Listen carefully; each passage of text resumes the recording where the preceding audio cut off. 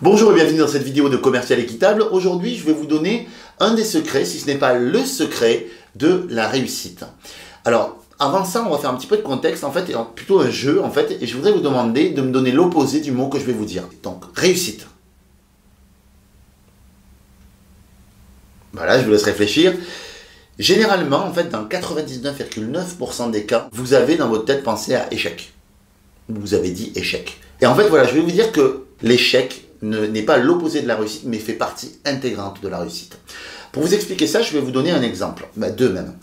Le premier exemple, ce serait de vous dire que, je ne sais pas si vous vous rappelez, quand vous avez commencé à conduire, la difficulté qu'il y a entre synchroniser, en fait, pour arriver à avancer, on passe la vitesse, on embraye, on passe la vitesse, et ensuite, on accélère doucement, on doit synchroniser notre accélération avec la prise de la voiture et ne pas caler. Voilà.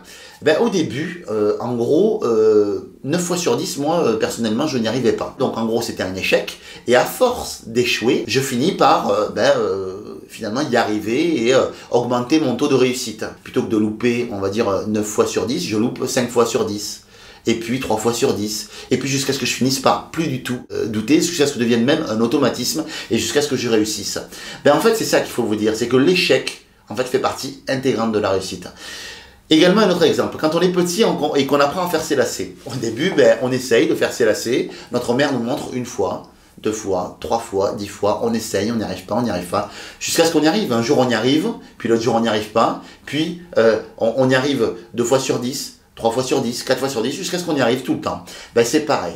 Je voudrais vraiment vous dire que quand on a pris conscience de ça, l'échec, en fait, vous allez l'embrasser et c'est quelque chose vraiment que vous devez presque rechercher. Parce que, en fait, finalement, le contraire de la réussite, puisqu'on revient sur cette question-là, c'est pas l'échec, mais c'est l'immobilisme, ou c'est ne rien faire, ou c'est l'abandon, encore pire. J'espère que ce conseil vous aura été utile. On se retrouve très bientôt dans une nouvelle vidéo.